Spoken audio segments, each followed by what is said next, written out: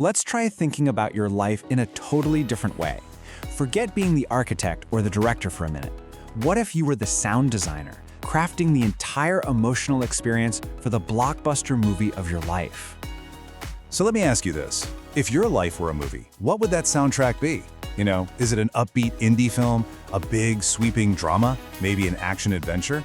Just think for a second about the music playing during your biggest moments, or your quietest ones, or during your biggest challenges.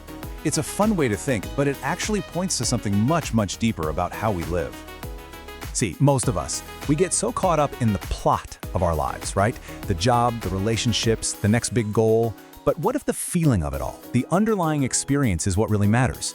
Well, that's the sound design. It's the atmosphere, the emotional current that pulls the whole story along. And the best part? You're the one sitting at the mixing board. All right, so where do we even begin? Well, every great movie score has a powerful recurring theme. It's that melody you just can't get out of your head, the one that defines the entire film. In the soundtrack of your life, this is your purpose, your core values. This is the what. The opening notes of our theme, they have to be bold. They set the scale for the whole story. Now, this quote isn't about politics at all. It's purely about ambition.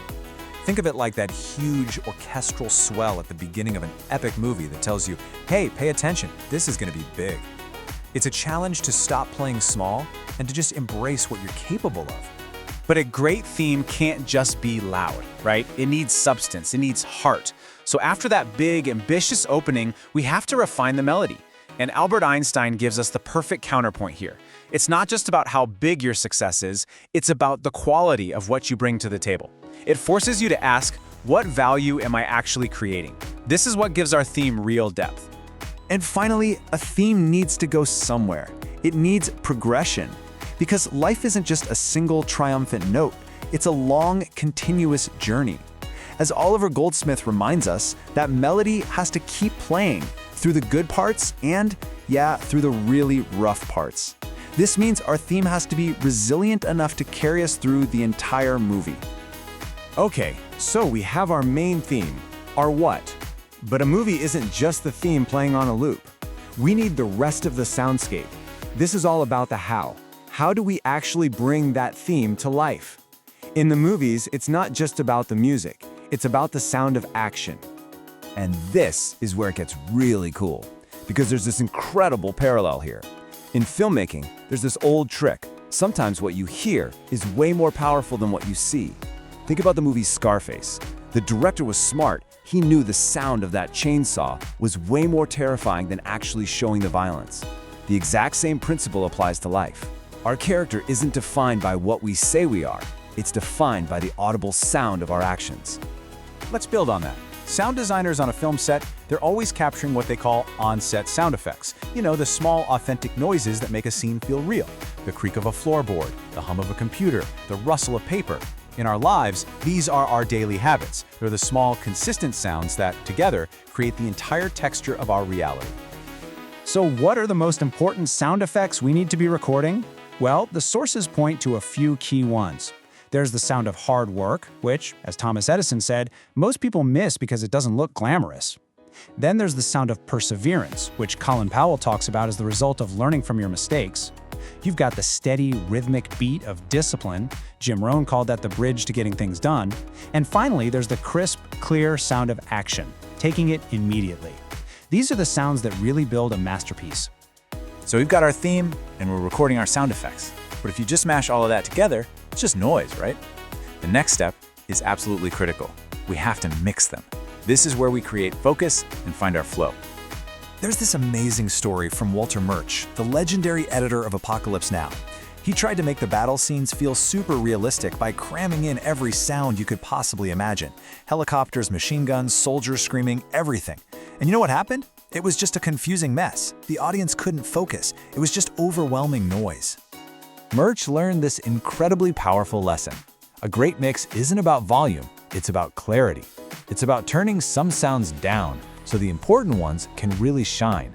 And honestly, that is the perfect metaphor for that psychological state we call flow. It's not about multitasking or doing a million things at once. It's about being totally immersed in what matters, right here, right now. So what exactly is flow? You've definitely felt this before. We usually call it being in the zone. It's that magical state where you're so absorbed in what you're doing that everything else just seems to melt away. You feel this energized focus, and you're actually enjoying the process itself. Psychologists have actually broken this state down into 6 key parts. First, there's that intense, focused concentration. Then, your action and awareness just merge together. You're not thinking about doing, you're just doing. You lose that nagging self-consciousness, and you get this powerful sense of being in control. Time gets all weird. Hours can feel like minutes. And finally, the activity itself is the reward. That's the perfect mix, right there in a single moment. All right, for our last sound design technique, and this one is a little counterintuitive. We've talked about music and action and mixing, but sometimes the most powerful tool a sound designer has is what they choose to leave out. I'm talking about silence. You know, in a movie, silence is never just empty space. It's a deliberate choice. A sudden cut to silence can build insane tension, or it can draw all of your focus to one critical detail. It creates emotional space. And the exact same thing is true in our lives. So what does this strategic silence look like for us? Well, think of it as the moments when things go wrong, the moments of failure. It's that pause, that quiet period of reflection when we have to find the strength to keep going. Like Nelson Mandela suggests, our character isn't just defined by the loud applause of success. It's forged in the quiet resilience we show when the music stops and we have to pull ourselves back up. Those silent beats, they're what give the triumphant parts all their meaning. So we have all the elements now. We have a theme, we have our sound effects, we have a mixing strategy, and we even know how to use silence. It's time to step up to the console and compose your masterpiece. Here's your toolkit, all laid out. First, define your theme, know your purpose. Second, record your daily sound effects by building powerful habits. Third, find your perfect mix to create focus and get into that state of flow. And finally, use silence intentionally. Embrace those quiet moments to reflect and learn from failure. This quote from George Bernard Shaw just captures the whole spirit of this perfectly. You're not a passive audience member just listening to some pre-recorded track. You are the composer. You are the engineer. You are the artist. You are actively creating the experience, moment by moment, note by note. And that really brings us to the end. The instruments are right there in front of you, the mixing board is powered up, and the studio is quiet, just waiting. So, the only question left is, what will you compose?